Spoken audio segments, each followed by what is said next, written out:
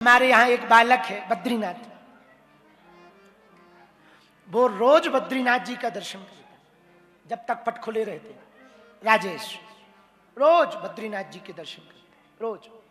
पट बंद में भी मौका लग जाए तो बाहर से दंडवत कर ही लेते। कई लोग ऐसे हैं यहाँ बद्रीनाथ में,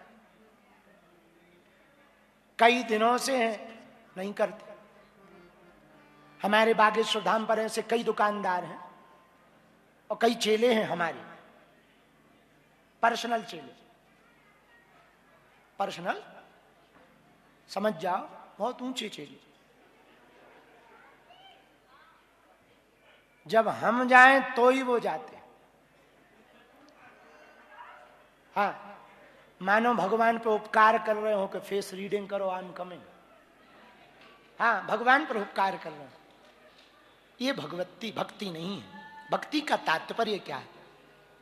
भक्ति का तात्पर्य है जब तुम्हारे अंदर मछली की तरह तड़पन शुरू हो जाए। जैसे जल से विलग होने पर मछली जल के लिए तड़पती है, ऐसे ही जीव भगवान के लिए तड़पने लगे। जब भगवान के लिए तुम तड़पने लगोगे, भगवान भी तुम्हारे बिना रह नहीं पाएंगे।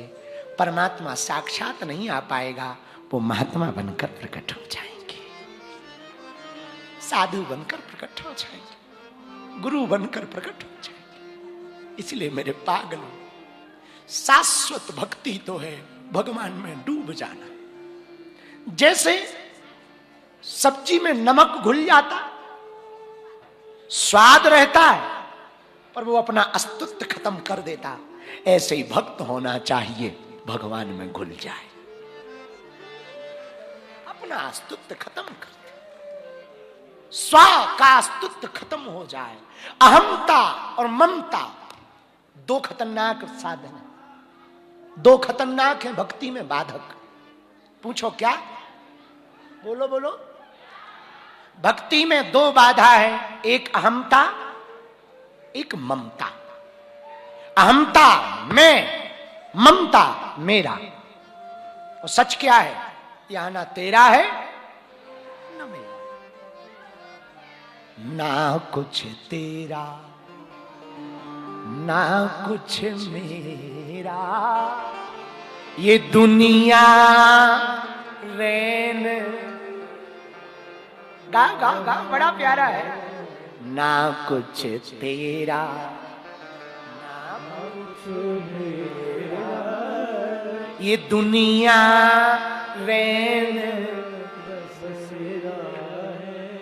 बसेरा है। सारा संसार, जैसे हम लोग धर्मशाला में जाते हैं, एक जाता होटल में जाते, एक चेक इन करता, एक चेकआउट करता।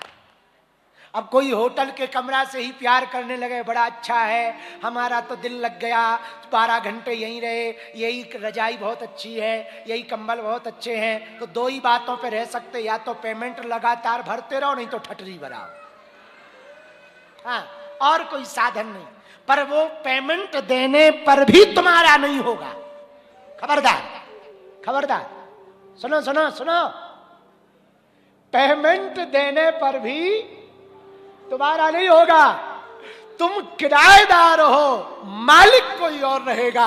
ऐसे इसी प्रकार जीवन है। श्वास का पेमेंट देने पर भी जीवन तुम्हारा नहीं होगा, मालिक परमात्मा ही होगा।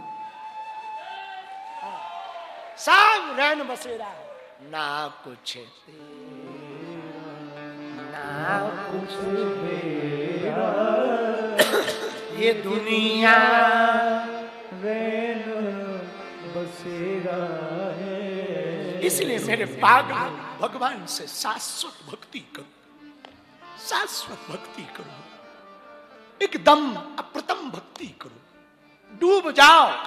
जब तक वो रूबरू ना हो, तड़पन तुम्हारे दिल में बनी रहे।